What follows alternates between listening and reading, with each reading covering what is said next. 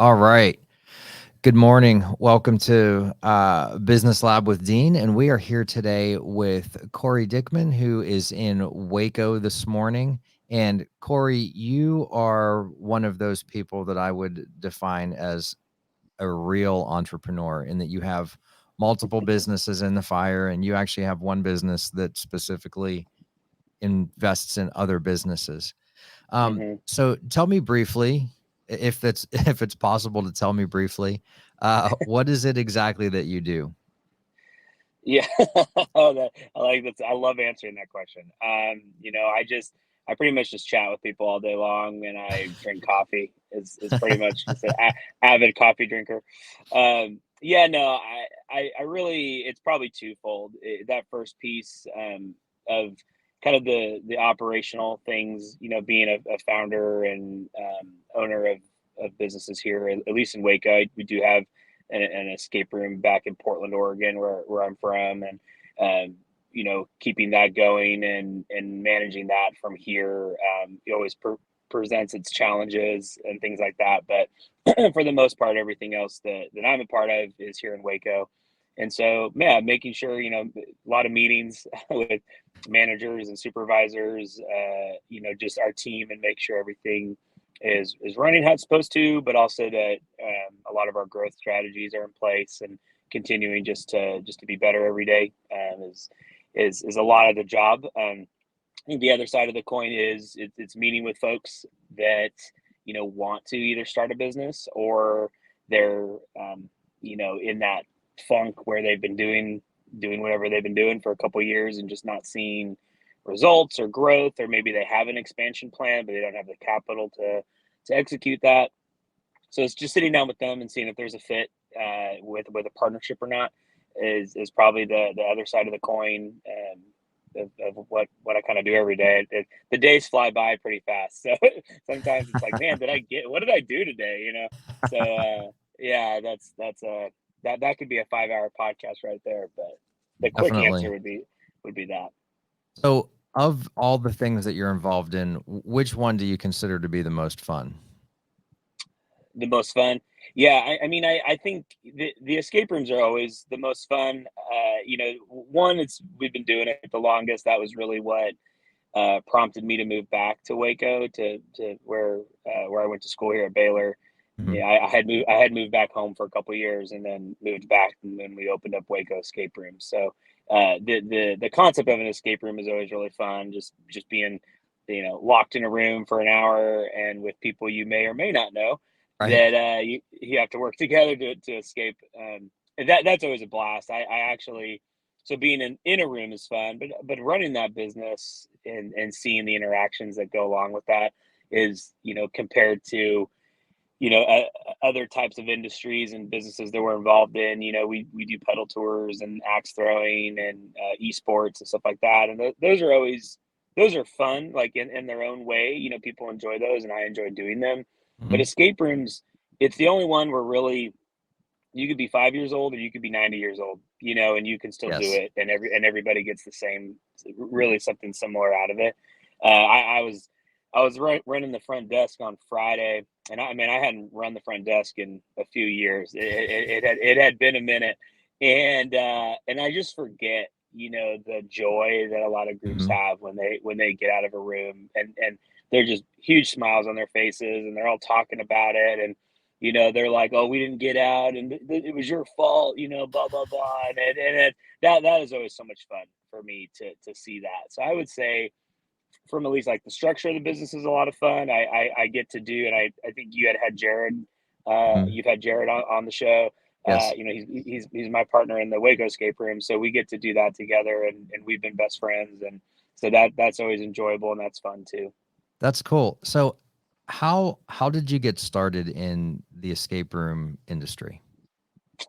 Yeah, it really was through Jared. I had moved back home. I graduated, had finished with my master's in sports management, and wanted to go work in professional sports. Was the plan. I had narrowed it down to pretty much the Portland Trailblazers, NBA team in Portland. It's my favorite team, my hometown team, and so I had narrowed my search to one, and so was pretty hell bent on working for the Blazers. And so, but at the time, my family was living in Salt Lake City, Mhm. and so I was living there after grad school, and they have an NBA team there as well. And actually, the general manager at the time for the Jazz was a Baylor grad. And Mhm. so I had able to kind of use my Baylor card to say, "Hey, can I get a meeting?"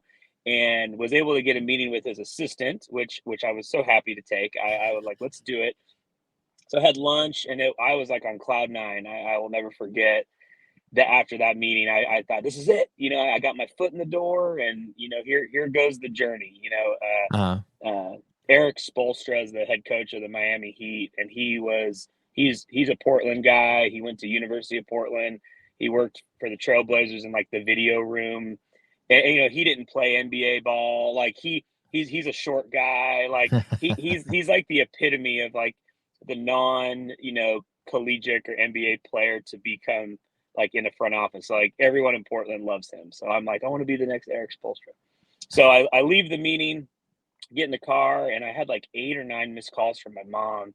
And I was just like, "Man, that's so weird." I know everyone was like happy I had this meeting, and I'm sure she wanted to check in, but I thought, "Man, that's a lot of missed calls." So I Yeah. called and picked up, and she was instantly like in tears on the phone. I was like, "What is going on?" And I wanted to tell her about the big meeting.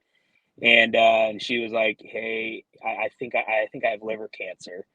Oh my And gosh. was like, "What?" And she was like, "Yeah, your dad and we didn't really want to tell you. I wasn't feeling very well, but we went to the doctor and had a scan or an MRI or whatever, and it's not looking good."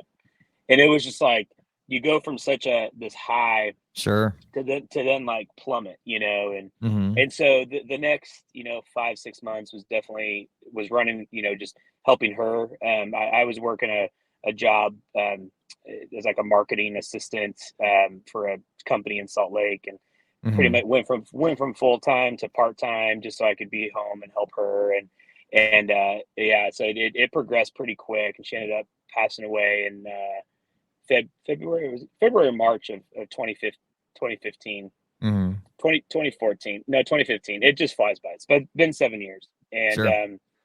and so after that, we're like just it's just me, my mom, and dad. Right, it was just the three of us. So now it's just me and my dad, and it was just kind of zombie mode. Yeah. I would say I probably was depressed. There was probably some things going on there where I didn't really want to do anything.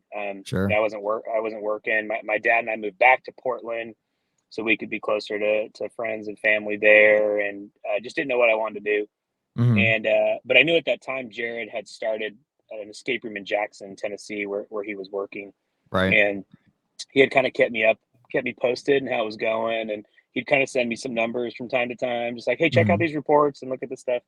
And it kind of became, "Hey, I think we should open one in Waco just to get you out, like kind of give me something else to do, something else to focus on." My Sure. mom was the entrepreneur of our family. She owned businesses. She was always selling something. She was a fantastic artist and always sold her artwork and stuff. And my dad was like 9 to 5, same job for 30 years, Right. and so I was like, okay, like maybe I can do this. I've watched my mom do it, and it is just kind of a change of pace.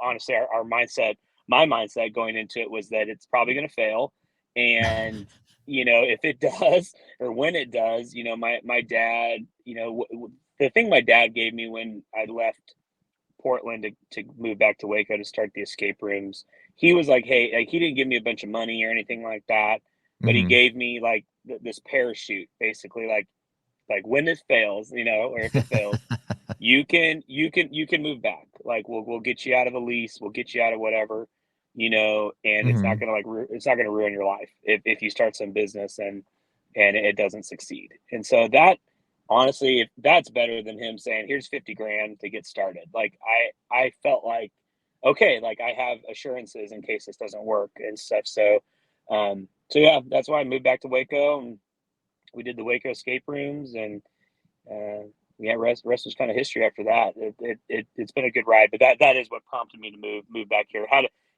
part of a great church at the time that was really like family for Mhm. me, and so that was a good.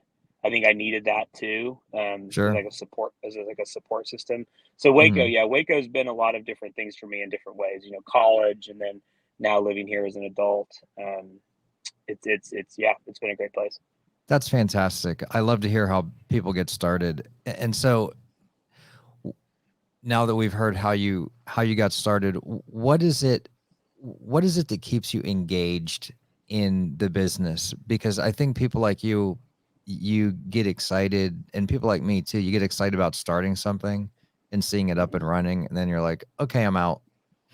Somebody needs to have fun running this. So how do you stay engaged, and how do you keep it fun for yourself? Yeah, no, I love the building the systems and the procedures and the grind of seeing how it works. You know, Hmm. I'll get into something and then try to think, how can this run without me here all the time? You know, Sure. and I get like so much joy in figuring that out. It's like a math problem. It's a game for me, Right. and because I mean, I anything that I'm usually there doing all the time, it usually works pretty well. And so it's like, how does it work when you're not there? And Sure. so that always trying to figure that out, I think I get a lot of joy and pleasure in that, because it's never ending. The answer to the question is it's never perfect. You can get it as close as you can be, but if you have a really good manager or somebody that wants to leave or do something else, you kind of have to start the ball over again a little bit. But yeah, I think I'm very it's hard to find metrics or like how to be measurable and success in this stuff, but I'm like Yes. I'm very competitive in that way. I like a leaderboard. I like to know, rankings. I want to be number one, all that corny stuff. And in Sure. business, it's hard. It's like, how do you really compare yourself? Or like, how do you know how you're doing compared to other people and things, and how do you measure success? And I think at the end of the day, um, at least in escape rooms, it's like if customers are having a good time, you Mhm. focus on the customers. A lot of times that solves a lot of the issues, because then your staff is focused on the customers, and me, how do I help prop up our team and support them so they can be there for the customers? And if we're getting good reviews and people are coming to play our rooms, we can, Jared and I always are like, okay, how did this July compare to last July? Or how did Sure. this August compare to 2 Augusts ago, or whatever? And for me, that's kind of like a measure of success. I'm like, okay, like our revenue was higher this month than it was, that previous month. And Right. so, we're doing something right. So that, I think that always kind of that motivates me enough as far as in the business sense to continue tweaking and developing things. Sure. It's funny. You said something that you love the systems and the grind. And one of the common threads I've found, and I think I've only done 4 or 5 of these podcasts so far, but almost everyone I've had on the podcast has said, I like to work, or I love to work. And I think Oh yeah. that's what sets entrepreneurs apart, is the work is fun, right? Hmm. Like a lot of people go to the gym because they feel like they have to. And Yeah. my oldest is super into the gym, and he goes to the gym because it's fun. And I Yeah. think that's one of the reasons that he's been able to get jacked, uh, is because the gym is fun. And like I for need to me, I need to have the gym more fun. It's not yeah, fun enough right. for me to go. That's Yeah. that's the business model right there, is if you can figure out a way to have actual fun at the gym instead of it being a There you go. horrible grind, then Yeah. you'll be winning. Let's Yeah, brainstorm for that sure. afterwards. We'll figure that one out. Yeah, Yeah. right. So what advice would you give to somebody starting out as a business owner? Yeah, I think, I mean, you kind of touched on a few things there, Dean, but yeah, you want to, I think, understand what you're getting into. I teach an entrepreneurship course here in town with some high school students, and every trimester, every semester, Mhm. we'll take like there's like a there's a certification at the end that they can earn. And Mhm. so we always take like a practice test just to kind of gauge their knowledge and where they're at with finances or marketing strategies, but the one that I like the best is like the entrepreneur. It's like literally like 6 questions about what an entrepreneur is. Sure. And one of these questions is always like, pick three that apply. And it's like, what are these, what is an entrepreneur? And they always choose like someone that wants to be famous or doesn't want to work very many hours. And then one of the ones like to be, to be rich. And it's like, okay, guys, we need to correct your mentality here because like, can you make money? You can. There's a lot of potential for that, but it ain't guaranteed. Right. It's far from that. Yeah. And then this one about working less hours. They're like, well, yeah, I mean, I'll just be the owner and then I'll hire people. And I'm Oh like, my oh my gosh. goodness. I said, guys, like you are so wrong. Like you will be working 100 hours, like you don't even know. But where that then leads to the second thing that you said is because it's fun or it's not.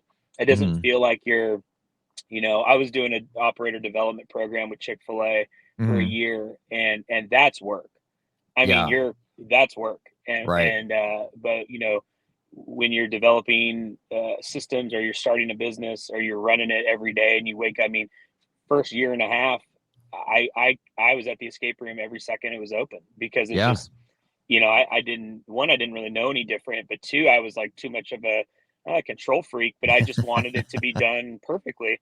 And so you're there all the time, but I didn't clock my hours. Like I probably was obscene. Oh, I yeah. wasn't I wasn't married. I had no kids. I had no girlfriend. I had a dog, and that was pretty much it. And there was there was literally a time where I did live at the escape room. Like I was there, like in the back room. So I you just do it, and because you're having fun and you have a passion for it, you enjoy it. Sure. It doesn't really feel like work or a grind. And I know it's always corny to say, oh, do something you love, but when you're choosing to start a business, you have some decisions you can make at the beginning, and I would at least your first one out the gate, probably pick something that you could see yourself doing, even if it's not making any money in the beginning, because it, Right. it may not be and stuff. So, yeah, definitely have fun with it. The theme of this podcast is perfect for businesses because if you're not enjoying, I mean, I still have fun. Like I said, it's you're comparing numbers and you're like, how do we tweak this and how do Mhm. what do we need to change in order to for this to happen? I mean, and that those are fun conversations and those are fun meetings that I get to be a part of and see what we could be doing better. That's really cool. It's funny. y- I remember I was in my small group, and this was probably 2012 or 2013.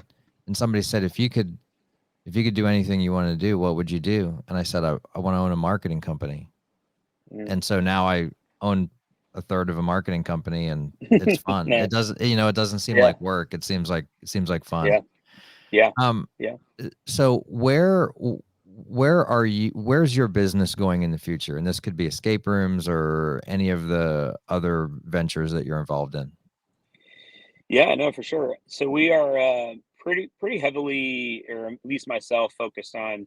So we have a podcasting company called Rogue Media Network, Hmm. and that we started about 3 years ago, 2.5 years ago, with Rogue, and that's really where I'm putting a lot of energy and time right now. Hmm. You know, we we all listen to podcasts. We're on one right now. Yeah. But when we got into it, I like everybody loved listening, but then you start to, we did one show and then we did a podcast competition where we gave away 10 shows, 10 episodes for 10 shows. So it was 100 free episodes Oh, where wow. we would produce it, edit it, distribute it. And we had, it's like 38, 39 people came to this competition and pitched their ideas. And we had judges and all this stuff. And it was just to hear everyone's ideas and their passions. Cause usually if you're going to have a podcast, you're not going to pick something that you hate. It's just like starting a bit. It's just like starting a business, And there were so Uh-huh. many similarities I didn't realize, and so we got into it, and it does. It just got me so pumped and excited to see people like show up and record and have this idea and that idea, and regardless of the topic, even if I had no idea what they were talking about, Sure. I think that was exciting. And so we started with one show. Then they added the 10, so we were at 11, and now, we've had our catalog is 88 shows now, which is Oh my crazy. And gosh. we have 37 that are actively recording. A lot of shows, they've come and gone over the years, but Hmm. that that like gets me. You can track listens and downloads, and if you're running ads, you can see the impressions and all those things. And that, again, it feels like a leaderboard to me. It's like a ranking system, and so Yeah. I love that, and I get into that so much. And at least here in Waco, because we're in a smaller market, this is a small city. People kind of look at us like, well, you can't do that here. You got to move to Dallas or Austin or Houston. If you're comparing it to Texas cities, and then it kind of gives me like, okay, well, we'll show you we can do it. Yeah, We'll exactly. prove you wrong and stuff. So that's where, in 5 years from now, I would love for this network to be nationwide. I'd love for people to know, who our hosts are and what our shows are like, and things like that. So, everything else here, as far as the other ventures are going, like, we have really solid teams in place, and we Hmm. have a solid structure and business models. And sometimes I show up and I almost make it worse on our team, because I either stress them out, or I'm like, why is this trash not taken out, or why is this, and so sometimes it's better for me to be a little bit more hands off on like the day-to-day kind of stuff there. So, really, this has been the project. We have, it's me, and we have a creative director and a senior editor, and there's the three of us right now, kind of developing this out. So that's kind of thing I've been focused on a lot, at least right now. As far as like where we'd like to be in 5 years, I would love to see that take off. That's fantastic. Cory, I love you and I know each other, and I always enjoy talking to you. And I love what you're all about, and you're a really, really cool person and entrepreneur. So, how can people find out more about you? Yeah. Oh, how to find more about me? That's a great question. Or How do I find contact you out? if they want to. Yeah, they could contact me. Yeah, I mean, really, you can find me on LinkedIn. That's where a lot of people, usually will make connections, or kind of outside of Waco. They can kind of search my name on there. Road Capital. You can Google us there. We have a website, and that kind of streamlines. Well, it's not streamlines. It kind of packages a lot of things we do. Sure. Like with venture capital, or the business endeavors we have. Incubator talks about the podcast and stuff. So, you can find me there. You can always hit me up on Facebook or something. But yeah, you can get to me in a few different ways. Usually, if you email one of the businesses, it in one way, shape, or form, it trickles down to me. So, but yeah, I think the easiest is just it's Road Capital tx.com is our website. And you can always contact us there, and that those go right to me. So that's usually the fastest line. I like it. Well, Cory, thank you so much for your time, and thanks for being on the podcast. And Yeah. best with everything going forward. Sweet. Thanks, Dean. I appreciate it, man. All right, thank you. All right. Bye. Bye.